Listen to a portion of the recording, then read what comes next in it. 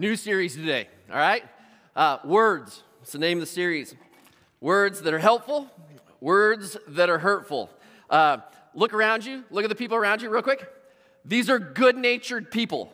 They don't want to use hurtful words. They want to use helpful words. Here's the problem, though. We don't always know what's helpful, and we don't always know what's hurtful. And what we thought was helpful might not always be helpful. Sometimes it's hurtful because sometimes we don't communicate well, or what you said, they didn't hear that. You said this, but they heard that. And so let me explain it this way. I was probably 10 years old. My dad just got an 18-foot Prindle catamaran. You know what that is? It looks like this picture right here. It's one of those boats, and they're fun. They're really fun if you want to kind of putz around a bay or a lake or in the ocean.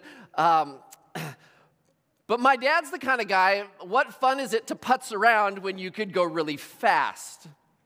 So on the first maiden voyage of this is my sister and myself and my dad.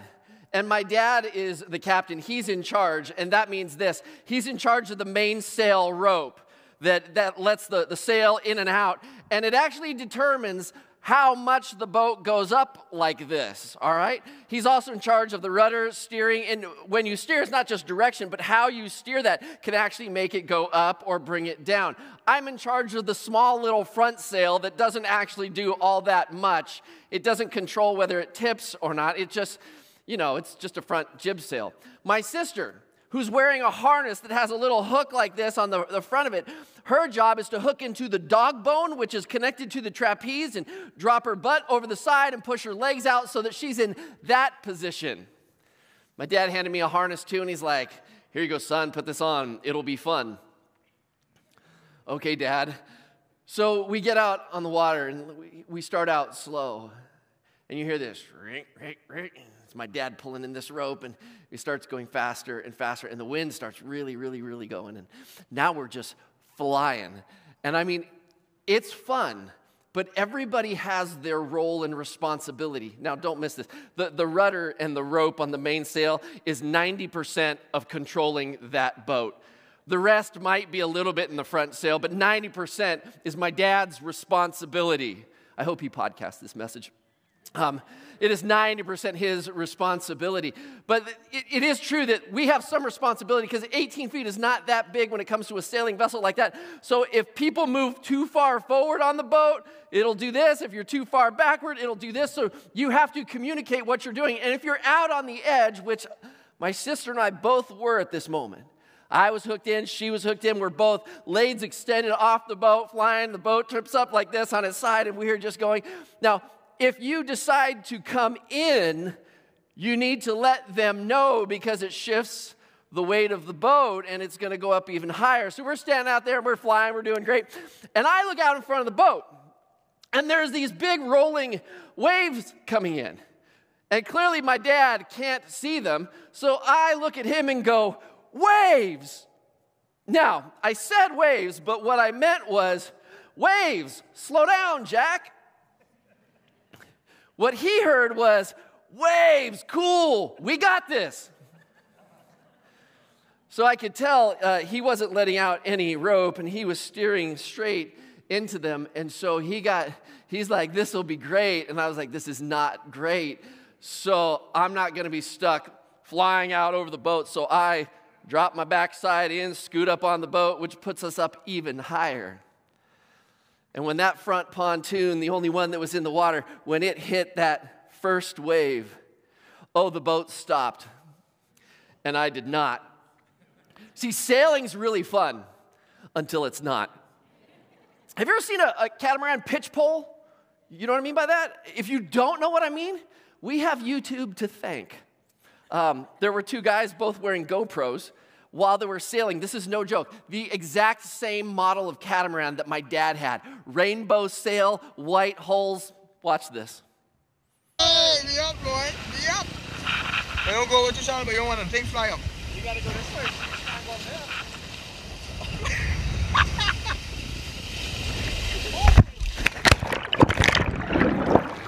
Just in case you missed it, don't worry. It's coming in slow-mo.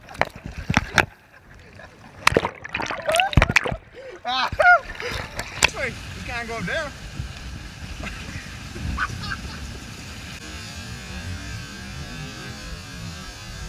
Oh, friends.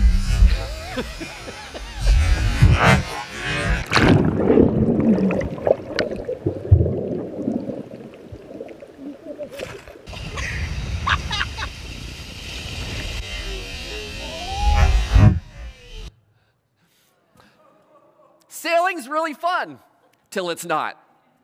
I just remember being still hooked into the trapeze system. When that boat stopped, I watched my sister fly all the way around the mast of the boat. And we were in the water. I was afraid for my life. And luckily, nobody got seriously injured. It's nothing that thousands of dollars of counseling couldn't take care of later on. We're all good, right? We lacked several things on this. First of all, some experience. The person who was 90% in charge of that may have lacked a little bit of experience that he should have had before going that fast, that big, through those waves. And yeah, Dad podcast that. But we lacked something else, and there was a lack of unity. There's a lack of clear communication, because when I said, waves, he heard, woo! And we didn't communicate clearly. Have you ever been in a relationship, maybe at home, when you're married, at work, in a community group, where you said this and they heard that?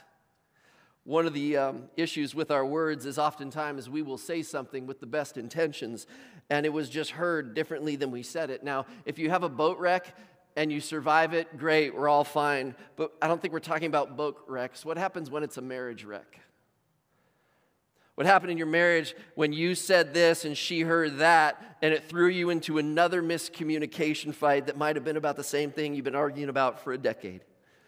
What does a family wreck look like? Students are trying to communicate to their stressed out parent when they get home from work, hey, I need to go to the mall. Can you take me to the mall? And as a parent, what you heard was, you ungrateful little kid, you just think I'm a taxi service and you don't care about my day at all. When actually what they were trying to communicate is, it's my brother's birthday in 3 days and I want to go to the mall and get him something special. It's not what they said. They might have had the best intentions and they said that, but you didn't hear this, you heard that. I'm sure I'm only talking about my family and not yours. I get it. If you're in a dating relationship and you just started trying to figure out who each other was and you said this and they heard that and you're like, not interested anymore. Have you ever been in a workplace that this happened? You're the boss. They kind of know you as a hard charger. You're just a high challenge kind of person, because in your life, when people challenge you, you like to rise to the challenge. And so you look at your team, and you're like, I want to make this a better team. I want people to want to belong to this team. And so you raise the challenge level, and someone on your team, maybe more than one person, heard you are dissatisfied with their work, and they're discouraged, not challenged. It's because you said this, and they heard that. The thing that we were lacking on the boat, the thing that I've lacked in my marriage at times, in my family at times, at work, on my teams at times, is this. It's unity. And by the way, can I just say this? Here we go. We all crave unity. If you're taking notes, fill this in. We all crave unity. The problem is we live in a different kind of environment. Let me see if I can make sense of this. In marriage, what does unity look like? I think unity is confidence in each other. We know what to expect from each other. We know that other person cares for us no matter what. We know that they're totally committed to us. And unity in a marriage, it leads to tremendous peace and great sex. I really thought there'd be an amen at that point, at least by somebody. What does it look like to have unity in a family? Parents, it means this. When you ask for something to get done, it gets done the first time. Still no amens, huh? It means there's no dishes left in the sink or socks left on the floor. Amen. There we go. You're getting the hang of this. If you're a student, it means that your parents actually listen to you because they value your opinion. The students are all in their student ministry groups right now. There's not going to be an amen. Unity in a family is caring for each other. It's not dodging time together. It's actually looking forward to time together. Unity in dating. It's about trust, safety, equal expectations. One person isn't emotionally running out ahead of the other, trying to drag the other person along. Unity in dating is trusting in what they say. You're the only one. You're actually the only one. See, my point is this. Every single one of us, whether it be our family, our marriage, our church, our community group, at work, every single one of us craves unity, because when there's unity, there's peace. Here's our problem, though. We all crave unity, but we live in a state of conflict fatigue. Are any of you just stopped watching the news a while ago? You just stopped looking on your Yahoo News or whatever station you get your information in the world from. You just stopped watching TV. You stopped listening to talk radio because you just can't take it anymore. Every single report out there, every political comment, every political article is always about the conflict that we have, government shutdowns, political distrust. Be real honest with you, I'm tired of it. It's just conflict fatigue, because it's the same story day after day. It's people who can't get along and mischaracterize each other, because I don't care what side you're on, it doesn't matter. Conflict, we're saturated in conflict. Maybe you work at a fantastic place. We don't have a lot of conflict here. I work here at the church. There's not a lot of conflict. I don't have conflict fatigue here. It's great, but I listen to some of you talk about your workplace. It's not a safe environment for you. There's people vying for your job. Will work more hours for less pay if they can just find a way to get you out. There's always promotions available, but maybe it's not yours because people are making you look bad. Maybe it's about the gossip that happens. Listen, are our families safe places? I hear about conflict with kids and parents and separation and mediations. Just driving to work every day, man, the rain doesn't help. I mean, there's road rage all over the place and impatient people. I mean, if you just watch the way people drive, we live in a world that is saturated in conflict. There's a guy by the name of Rene Girard. He's been observing just our world for years. He's a social historian. Here's what he writes. We are aware that globalization doesn't mean global friendship, but global competition, and therefore conflict. And that doesn't mean we will all destroy each other, but it is no happy global village either. I love the concept, happy global village. Is your life a happy village? The one that lives under your roof. What about your community group, your church? Is this a happy village? Is your workplace at work a happy village? Because if there was unity, there would be peace, and it would be a happy village. So here's all I'm doing today. I want to set this up for you properly. I'm not actually going to get into, hey, here's the things that we should do moving forward. All I'm going to do with this whole series is this. I want to set it up for us to understand the problem. And I think the problem is really clear. We just don't have a lot of unity. We don't have a lot of peace in our world. And I just want to ask the question, is our family, if you're a Christ-following family, if you're a Christian, and in your workplace, is there actually more unity and peace in your workplace, in your family, amongst your friends, in your church, because there are believers there, or because you're the Christian in the workplace, you actually bring peace and unity to the group? Or are we just like everybody else? There's a guy by the name of Henry Nouwen. He's a Christian writer. Here's what he wrote. He said, one of the main tasks of theology, the study of God, one of the main tasks of theology is to find words and do not divide but unite, that do not create conflict but create unity, that do not hurt but heal. Isn't that great? One of the main jobs in understanding who God is to put words into our culture that don't actually create hurt but create healing, that don't divide people but bring unity and bring them together. So if you and I are to understand God properly, there should be unity and peace in the place that you and I are speaking words. Here's the problem. I said this and they heard that. I said something in such a way and I intended it for good, or maybe every now and then something will slip out that I didn't intend for good, but they heard something different. And it's our words. But here's where I want you to get encouraged. Ready? God's actually on your side. God actually wants the same kind of unity in your home and in your marriage, in your dating world, with your kids, at work. He wants that same unity. Just write this down. God craves unity for his people, and I want to prove it to you. Turn to Ephesians chapter 4. If you have digital Bible, paper Bible, you don't have a Bible, let me just say this. I bet you there's probably one in the chair in front of you. Grab it, open it up, go to Ephesians 4. By the way, if you don't have a Bible at home, take that one home. You can also download this as you're finding this. Just a quick commercial. Download the YouVersion app. It's a Bible app that has like 100 different translations of the scriptures. And you can have your Bible on your phone with you all the time, okay? Sorry, thought I'd throw in a quick commercial. Here's what God says, Ephesians chapter 4, verse 3. Make every effort. How much of an effort? Every effort. How much? That doesn't mean part, right? It doesn't mean a little bit. It means do everything you can possibly do in order to do what? To keep the unity of the Spirit through the bond of peace. If you want peace and unity, God's on your side. Let me say it differently. You get to be on God's side. Because God's desire for his people is unity and it's peace. Make every effort. Here's an interesting question. How?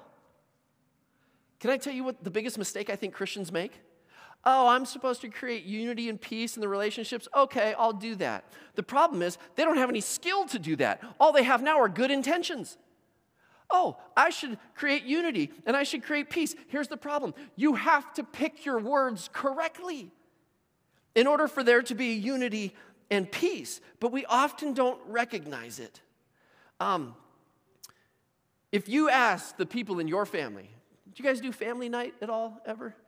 You know, depending on how many people in your house. If you've got kids at home, hopefully you do family night because that's the only time they actually can get them together. Sunday night has always been our family night. And could you imagine what it would be like to do family night and actually experience peace together? Honest confession. On more than one occasion in my family, this may have happened, where we have family night and it ends with, you all have wrecked our family night. We got a kid on the phone over here, and this one disrespecting my wife over here, and she's mad at them, and I'm sure I was a culprit in the middle of it too. And there's moments where at the end of family night, just throw your hands up in the air and be like, done. Will be more peace if we just don't do family night together. Just leave us alone. Oh, I'm the only one that's happened to. Okay, you don't have teenagers yet. God bless you. The reality is that sometimes with our best intentions, we don't have the skills of the words to create the kind of unity and peace that God really wants. I'm going to say this a little differently and a bit of a challenge. And so if you're not a high challenge person, maybe you should ignore this, okay? I think unity is the evidence of our spiritual maturity. If you're a Christian, you're a follower of Christ. Christ lives in you. He empowers you to be the kind of representative in your household. I'm going to say it this way. If you are a lightning rod for conflict, that is evidence to your spiritual maturity. I know. There's some people that are like, no, I'm a victim. Just people that do conflict just kind of gravitate to me. And just at work, it's like people are in conflict with me. And at home, they're in conflict. My neighbors, they don't really like me either. I'm like, it's not all them. I think conflict, if it keeps surrounding us, is the fact that we don't know the things to say, the words that are actually helpful, not hurtful. Paul, this is how he starts Ephesians chapter 4. Ready? As a prisoner for the Lord, then I urge you to live a life worthy of the calling that you've received. What he's saying is, you're one of my kids, act like it. Let me put it this way. Your life was bought at a price. He loved you so much. And he's like, you're actually valuable enough to me. You're worth the life of my son. I'm going to allow my son, not just allow, I'm going to plan for my son to go to the cross and be crucified and killed so that you could be forgiven. And this great exchange takes place where you give him your sin and he gives you the innocence of his son. And now you've been adopted. What he's saying is, that's the great cost with which you were bought. Now, as one of my kids, act like it. Live your life in such a way that's worthy of the price that was put on your head. And the price on all of us was the life of Jesus, his son. So what would it look like if God's desire is unity and peace, and he says, you're my kids, so act like it, what can you and I do to realize this unity and peace in our lives? I'm going to say this, that if conflict just keeps surrounding us, it's actually a sign of our spiritual maturity. Here's what unity requires. Not good intentions. That's maybe a starting place. What unity requires is this, relationship skills. Listen to where he goes. I'm going to put this all together for you. Ready? Verse 1 starts like this. As a prisoner for the Lord, I urge you then to live a life worthy of the calling you've received. Be my kids. Live with my family values. Verse 2. Here's how to do it. Be completely humble and gentle and be patient, bearing with one another in love. Make every effort to keep the unity of the Spirit through the bond of peace. Let me start relationship skills this way. Humility, patience. I'm inviting you into a month-long series where we're going to take a look at our communication skills. How we talk to each other. How we talk to the ones that we love. Because I said this, but they heard that. Listen, we don't get to change them at all. Don't get to change your kids. You're like, I gave birth to them, I can change them. No, you can't. You don't get to change them. The only thing you have power and control over is you. And when it comes to communication, the only thing that you have power and control over is your words. Here's what it's going to take. If you're looking at any of your relationships right now, and you're like, yeah, I could use a little more peace, a little more unity here or there. Here's the starting place. Are you actually willing to learn? Because if your approach to a month-long series where we're talking about, hey, how do we create words and use words that are helpful, not hurtful, if your solution to the thing is, listen, I'm going to bring my spouse and they really need to take some notes and so that they can figure this out because we would have a lot more unity and a lot more peace if they would. It's not about they. It's about you. It's about me. The only one that we have control over is us. And so this is actually a series that's going to start, and the foundation of what Paul says is about humility. Are you humble enough to learn and jump into this? Let me give you some things that we're going to do here. I know that there's a handful of you that you say, you know what? In my community group, there's not enough Bible study. I want some more Bible, and if we could do a little more Bible study in our group, that'd be great. Here's your month. Are you ready? Read Ephesians chapter 1. Every day, again and again and again. And you can go on a website like blueletterbible.com and you can download, or you don't even have to download, just read commentaries, read the whole chapter of Ephesians chapter 4, and just dig into it deeply. Here's why. It's all about unity.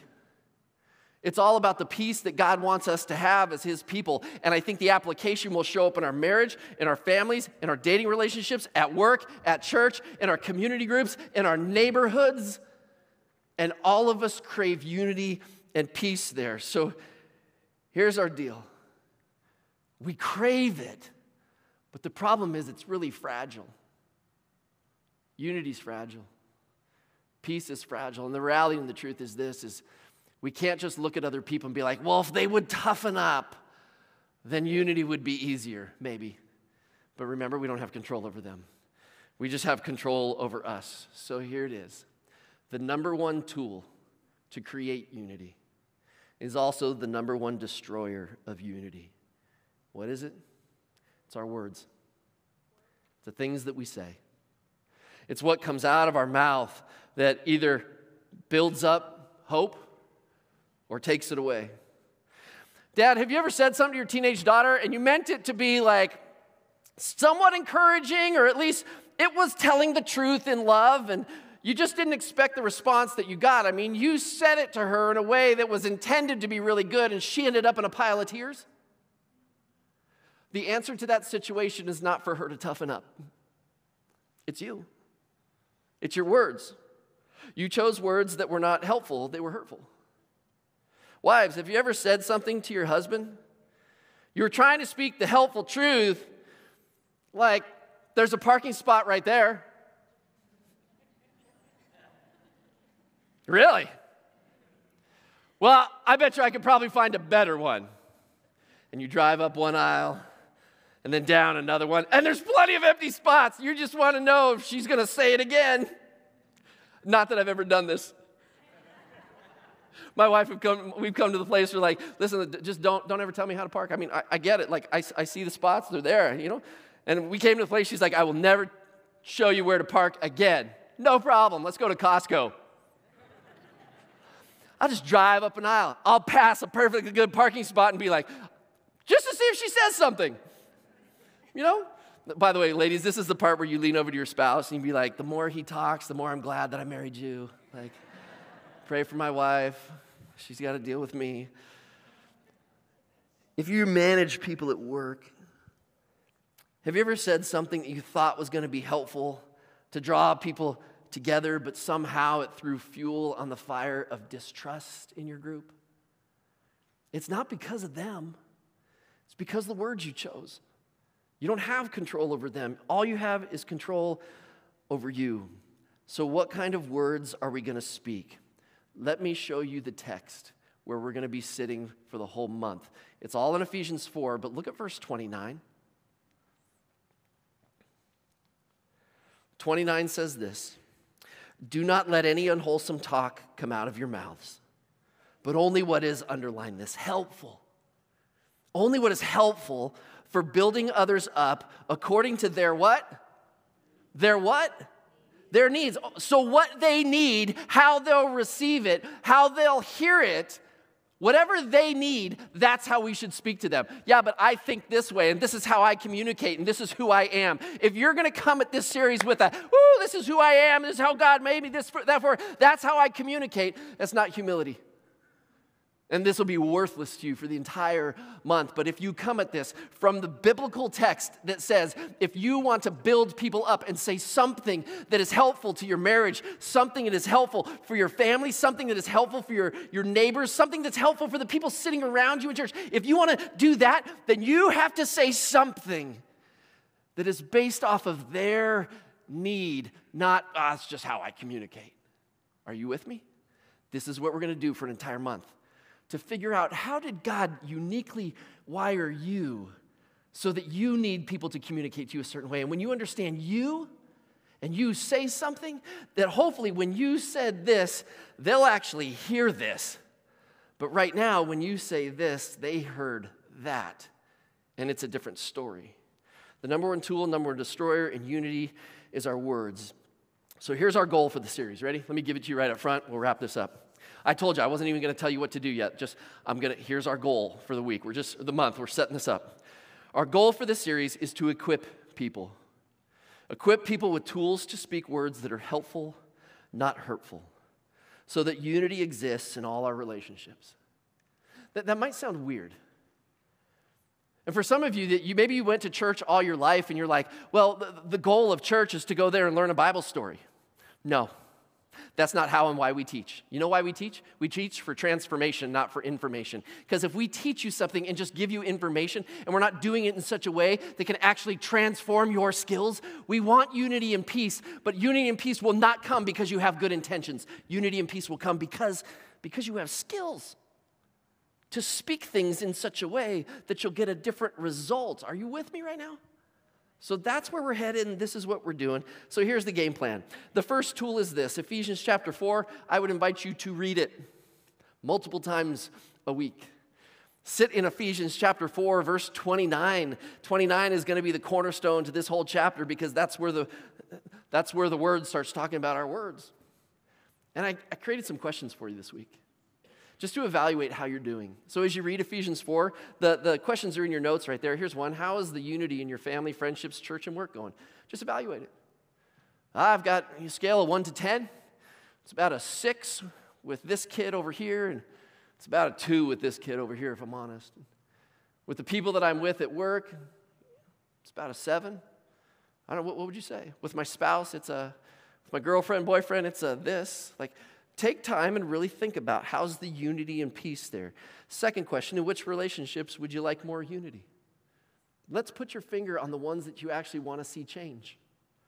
The third, if you had more unity, what would that look like and feel like? Because if you can picture a future of what that looks like, you might start being able to identify some steps to get there. If this is where the here is, I'm asking you, where's the there? If you're trying to get from here to there and figure out these next steps, start getting a vision for what the kind of relationship you want with your daughter and your son of what peace looks like there with your spouse. I mean, what a great week to start asking this question. Valentine's week, what kind of relationship do you want there with them? The last question is, what is preventing you from experiencing more unity? And what can you do to change it? And remember, last time I will say this, if your answer to that is, well, if they would only, you're barking up the wrong tree. In humility, take a look at yourself. So here it is. Read Ephesians 4. Do some little evaluation. Look, you got homework. Can I give you one more homework thing to do this week? It'll cost you a little bit of money, but that's all right. It'll be so worth it. It'll be an investment. It'll be a way better investment than whatever it is you were planning on getting your spouse for Valentine's Day. All right? Hang on. It's a book. It's a book that's called this. I said this, you heard that. It literally just came out last week. This is the first week it's been on the market. You go to Amazon Prime, you can get it in 2 days.